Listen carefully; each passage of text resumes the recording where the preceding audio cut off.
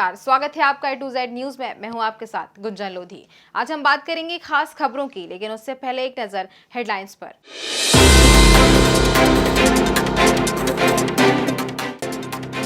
Police और शराब mafia के बीच मुठभेड़ में शराब माफिया मोती के भाई एलकार सिंह को गोली लगी। एलकार को गंभीर हालत में अस्पताल ले जाया गया, जहां डॉक्टर ने उसे मृत घोषित कर दिया।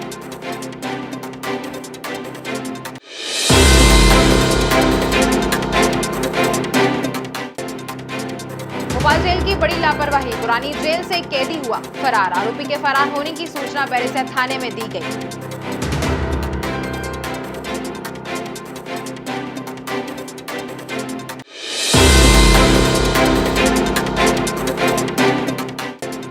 धार जिले के मांडू में 13 और 14 फरवरी को मांडू उत्सव का आगाज। मांडू उत्सव के आयोजन को लेकर मिंटो हॉल में हुई प्रेस कॉन्फ्रेंस।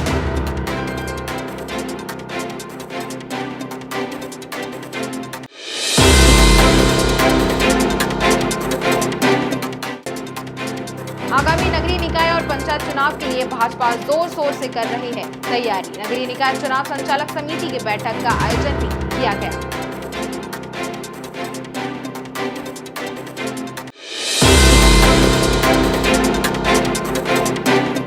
उत्तर प्रदेश के कासगंज में मंगलवार देर शाम शराब माफिया ने दुस्साहस वारदात को अंजाम दिया। कुकरी के लिए नोटिस चस्पा करने गए दरोगा अशोक पाल और सिपाही देवेंद्र कुमार सिंह को जमकर पीटा। शराब माफिया ने सिपाही को पीट कर मौत के घाट उतार दिया, जबकि दरोगा की हालत गंभीर है। इस सनसनीखेज वारदात के बाद बुधवार तड़के सुबह पुलिस की बड़ी कार्रवाई की और मुठभेड़ से शराब माफिया मोती सिंह के भाई को ढेर कर दिया। छिटपुरा थाना प्रभारी प्रेमपाल सिंह ने बताया कि शराब माफिया और उसके साथियों की तलाश करने में पुलिस जुटी थी। इसी दौरान पुलिस शराब माफिया के बीच मुठभेड़ में पुलिस को देख माफिया ने गोलियां चलाईं, जिसके जवाब में पुलिस ने भी कार्रवाई कर दी। इस मुठभेड़ में शराब माफिया मोती के भाई एलकार सिंह को गोली लगी। एलकार को गंभीर हालत में अस्पताल ले जाया गया, जहाँ डॉक्टरों ने उसे मृत घोषित कर दिया। आपको बता दें कि कासगंज के नस्ला धीमर गाँव में शराब का धंधा करने वालों के ठिकानों पर दबिश देने गए सिटपुरा थाने के एक दरोगा और सिपाही को बदमाशों ने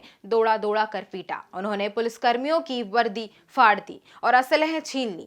कई घंटे तलाश के बाद दरोगा और सिपाही जंगल में लहूलुहान हालत में अलग अलग स्थानों पर मिले। मुख्यमंत्री योगी आदित्यनाथ ने कासगंज की घटना के दोषियों के खिलाफ सख्त कार्रवाई करने और घटना में शामिल अपराधियों के खिलाफ सख्त कार्रवाई के निर्देश दिए हैं। उन्होंने गुनहगारों पर सरुका के तहत कार्रवाई के भी निर्देश दिए हैं।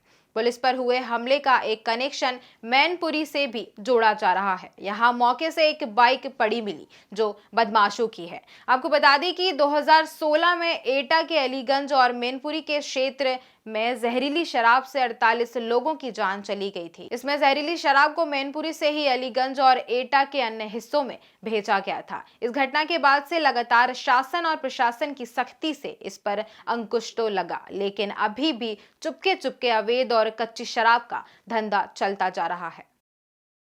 पुरानी जेल से कैदी के फरार होने का मामला सामने आया है। मामले में भोपाल जेल की बड़ी लापरवाही दिखाई दे रही है। अरेरा हिल्स थाना पुलिस ने मुकदमा दर्ज कर मामले की जांच शुरू कर दी है। एडिशनल एसपी अंकित जायसवाल का कहना है कि आरोपी का नाम लक्ष्मण सिंह राजपूत पिता शेर सिंह है। पिछले 1 साल से वो धोखाधड़ी के मामले में सजा काट रहा था। कोरोना रिपोर्ट पॉजिटिव आने के बाद उसको यहाँ पुरानी जेल में शिफ्ट करा दिया था। आरोपी के फरार होने की सूचना बैरिया थाने में दे दी गई है। जल्दी उसको गिरफ्तार कर लिया जाएगा। ये आज थाना अरेरा हिल्स में सूचना मिली है कि भोपाल जेल से एक कैदी जिसका नाम लक्ष्मण सिंह है, मेघरा कला बैरसिया का रहने वाला, जो धोखाधड़ी के एक मामले में 1 साल से सजा काट रहा था, आज वो फरार हो गया। मौका पाते ही सूचना मिलते ही हमने थाना अरेरा हिल्स में अपराध दर्ज कर लिया उसके खिलाफ। पुरानी जेल में 1 साल से हाँ, धोखाधड़ी के मामले में था। अभी कुछ इनपुट नहीं है। बैरसिया में इन्फॉर्म कर दिया है, वहाँ टीम लगी हुई है। और चूँकि मेघरा कला बैरसिया का वो रहने वाला है, तो वहाँ टीम लगा दी है। उसके परिजनों से भी बातचीत चल रही है। कोरोना पॉजिटिव था क्या इस वजह से इस जेल में? इसकी अभी कोई पुष्टि नहीं हुई। धार जिले के मांडू में 13 और 14 फरवरी को मांडू उत्सव का आगाज होने जा रहा है। मांडू उत्सव का आयोजन पर्यटन और संस्कृति विभाग मिलकर करवा रहे हैं। मांडू उत्सव के आयोजन को लेकर मिंटो हॉल में प्रेस कॉन्फ्रेंस भी हुई, जिसमें पर्यटन एवं संस्कृति मंत्री उषा ठाकुर वीडियो कॉन्फ्रेंसिंग के जरिए जुड़ी। मध्य प्रदेश में पर्यटन बढ़ावा देने के उद्देश्य से हर साल मांडू उत्सव का आयोजन होता है। इस प्रेस कॉन्फ्रेंसिंग में मांडू उत्सव को लेकर प्रेजेंटेशन भी दिया गया। पर्यटन विभाग के प्रमुख सचिव शिवशेखर शुक्ला ने बताया कि उत्सव में कोरोना को लेकर भी सभी प्रोटोकॉल का पालन किया जाएगा। इसके साथ ही उन्होंने उम्मीद जताई कि इस उत्सव से कई पर्यटन मध्य प्रदेश की तरफ आकर्षित होंगे। कोविड और उसके बाद में एक लंबा समय बीत गया। पिछले 10 माह से लगभग ऐसा था कि हमारा ये संवाद भी आपस में नहीं हो पाया था और बहुत सारे इनिशिएटिव्स कोविड के दौरान जो हम लोगों ने लिए पर्यटन विभाग ने और कल्चर डिपार्टमेंट ने, संस्कृति विभाग ने, उसका बहुत सारी चीज़ों की जानकारी आपके साथ शेयर करनी थी। और ये भी एक मैसेज देना था आपके माध्यम से कि मध्य प्रदेश कोविड से सेफ है, मध्य प्रदेश पर्यटन के लिए सेफ है और सबसे बड़ी बात टाइगर्स ऑन द ट्रेल जैसा जो नूतन नवाचार हुआ उससे ये संदेश पूरे देश में गया कि मध्य प्रदेश महिलाओं के लिए सेफ है। तो ऐसी स्थिति में ये बहुत सारी बातें इकट्ठी हो गई थी, हमें लगा हमें आपसे शेयर करना चाहिए। हमारे इंदौर के साथी भी और कुछ विदेश से भी हमारे साथी जुड़े हुए हैं। यहाँ पर बहुत सारे ट्रैवल एजेंट्स और टूर ऑपरेटर्स यहाँ भी मौजूद हैं और वर्चुअली भी जुड़े हुए हैं। तो आप सबके माध्यम से हमारा संदेश ये प्रसारित करने का एक ही उद्देश्य है कि ये मैसेज फार एंड वाइड बाहर तक जाए। और इसकी हम जो श्रृंखला है कार्यक्रमों की वो लगातार हम हालांकि पिछले दिनों में भी करते रहे, परंतु सम्मुख बिल्कुल निकट भविष्य में मांडू फेस्टिवल के रूप में हमारे सामने है, जहां पर हम 13, 14 और 15 फरवरी को एक शोकेस करेंगे, मांडू को पूरी दुनिया के समक्ष रखेंगे कि मांडू में जो एक यूनिक पर्यटन की संभावनाएं हैं उनको हम दुनिया के सामने रखेंगे इस 3 दिन के फेस्टिवल में। हमारे साथ जुड़े हुए हैं आज, आपको जाने खुशी होगी कि हम लोग मात्र इतने ही नहीं है, इतने इस हॉल में बैठे हुए हैं, इसके बाहर देश में और विदेश में भी बहुत सारे लोग हमसे वर्चुअली जुड़े हैं जो हमारी सारी एक्टिविटीज हम उनके साथ शेयर कर रहे हैं, जो हमारा ये पूरा आज का प्रेजेंटेशन देख रहे हैं। और मैं आप लोगों को बहुत बधाई देता हूँ कि आपका मध्य प्रदेश पर्यटन के क्षेत्र में नई ऊंचाइयां तय कर रहा है। अरे यार, जैसा अभी आप लोगों ने थोड़ी देर पहले प्रेजेंटेशन में देखा, कुछ चुनिंदा वीडियोस के माध्यम से हमने आपको बताने का प्रयास किया कि किस प्रकार से हम रोज नए नवाचार करने का प्रयास कर रहे हैं। और कोविड हो या कोविड के दौरान या उसके बाद की परिस्थितियां, हम लगातार नए नए मेथड्स इवॉल्व करते जा रहे हैं, जहां पर जो एंटरटेनमेंट है पर्यटन के माध्यम से वो उसमें कोई कमी नहीं आए। और हम अपने प्रदेशवासियों को, देशवासियों को और विदेश से भी जो पर्यटक आए हैं वो एक यूनिक अनुभव मध्य प्रदेश का लेकर के जाएं। तो आप सब उस बात के साक्षी हैं पिछले वर्षों में भी कि पर्यटन में मध्य प्रदेश में जितना काम हुआ है वो अपने आप में अपने आप में एक नई कहानी है और उसी कहानी को हम आगे बढ़ा रहे हैं। समारोह हमारा होगा और अन्य समारोह भी होंगे। और इसके पूर्व भी जो हमारे समारोह हुए, तानसेन समारोह ग्वालियर में हुआ था संस्कृति विभाग का, उसमें भी पर्यटन को हमने साथ में जोड़ा था। और मुझे ये आपसे बताते हुए, शेयर करते हुए बड़ी खुशी है कि कोरोना से बहुत कुछ जो खराबियां सामने आई वो तो अपनी जगह हैं, पर कुछ अच्छी चीज़ें भी आई। जैसे आज ये हाइब्रिड कॉन्फ्रेंस हो रही है, ये कोरोना की देन है, जिसमें हम आप तक पहुँच रहे हैं, जितने सामने बैठे हैं पता नहीं कितने लोगों तक हम वर्चुअली पहुँच रहे हैं। ऐसे ही तानसेन समारोह की एग्जाम्पल देना चाहता हूँ।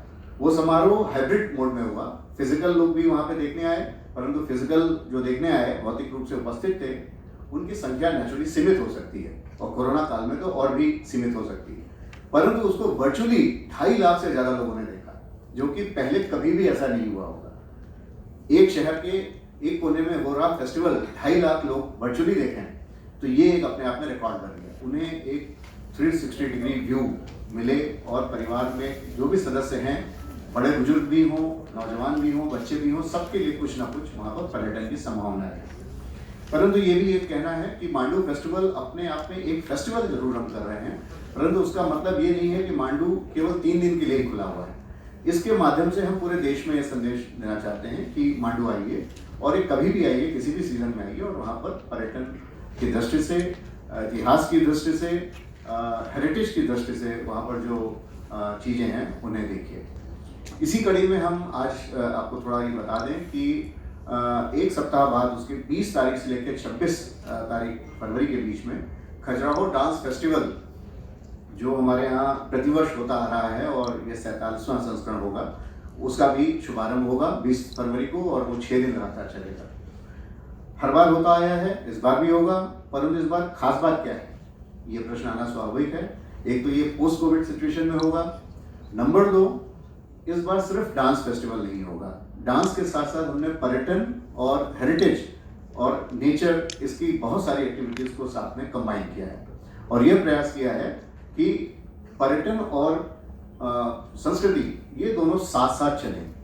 संस्कृति भी हेरिटेज का हिस्सा है, हेरिटेज तो हमारे पास है ही है आर्कियोलॉजिकली, बट संस्कृति भी हमारी बहुत समृद्ध है और संस्कृति डिपार्टमेंट भी बहुत एक्टिव है। तो चूंकि ये एक ऐसा सहयोग है कि हमारी माननीय मंत्री जी भी पर्यटन और संस्कृति दोनों विभाग की मंत्री हैं, मैं भी दोनों विभाग का प्रमुख सचिव हूँ, तो हमारा यह प्रयास है कि हम हर जगह पर्यटन और संस्कृति को साथ में रखें और संस्कृति को भी पर्यटन का एक मुख्य आधार भविष्य के लिए हम प्रोजेक्ट करें। तो ये नया है और वो 6 दिनों के बीच में वहाँ पर बहुत सारी और एक्टिविटीज़ खजुराहो डांस फेस्टिवल में इस बार देखने को मिलेंगी, चाहे वो एडवेंचर टूरिज्म के संबंध में हो, चाहे वो वाटर स्पोर्ट्स के संबंध में हो, नेचर ट्रेल हो या हेरिटेज वॉक हो या ई-बाइक टूर हो। इस प्रकार की चीज़ें जो पर्यटन के माध्यम से लोगों को आकर्षित करने का प्रयास है, वो खजुराहो में इस बार हम प्रथम बार शोकेस करेंगे।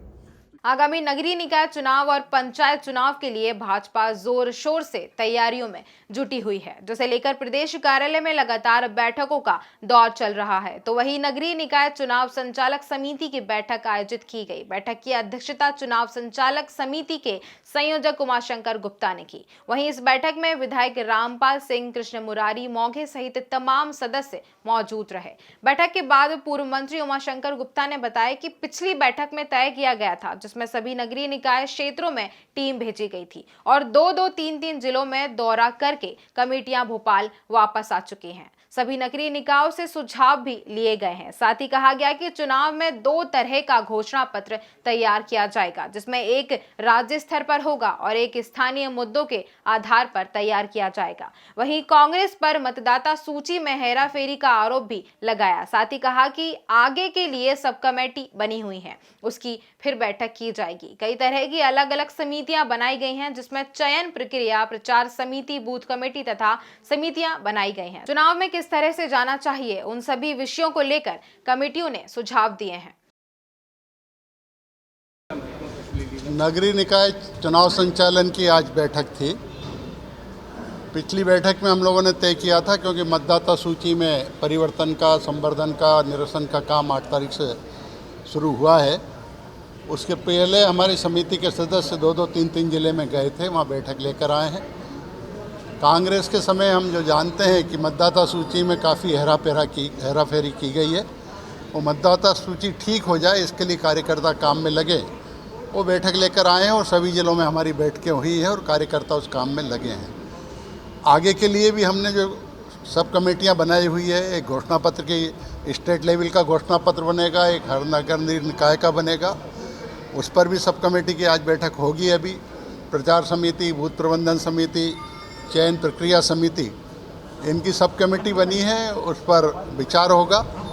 इन बैठकों में कुछ जो सुझाव आए हैं उन पर चर्चा हुई है और आगे योजना बनेगी। नहीं, सुझाव सब दृष्टि से पार्टी को चुनाव में किस तरह से जाना चाहिए, संगठनात्मक की चुनाव है, कुछ विभाग से संबंधित भी सुझाव थे। माननीय मंत्री जी जो हमारी समिति के विशेष आमंत्रित सदस्य भी हैं, आज हमारे बीच में थे और कुछ बातें उनके सामने भी सुझाव के रूप में रखे।